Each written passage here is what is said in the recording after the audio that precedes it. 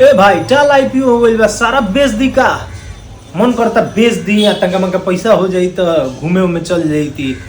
बेच दे भाई, सारा बेच दे। हम तो कहम कि आईपीओ कर दी, पूरा संपत्ति ही बेच दे।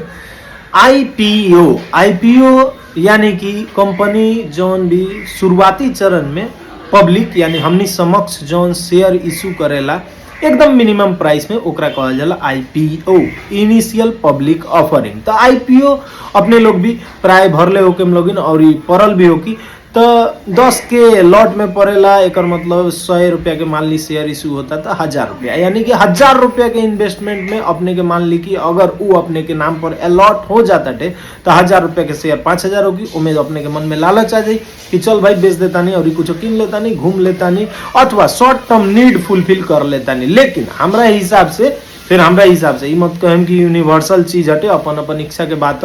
आईपीओ फ्यूचर सोच के एगो इन्वेस्टमेंट के रूप में लेला से ही शायद बहुत बढ़िया कॉन्सेप्ट होके वाला बा। काहे कि 1000 रुपया मतलब एकदम मिनिमम अमाउंट हटे। 2-3 महीना में तो एगो आईपीओ भरत होके हम लोगिन और परत होगी। अब उ आईपीओ 1000 रुपया एगो नाश्ता पानी के मिनिमम खर्च समझ ली कि ए भाई खा लेनी और आ गई।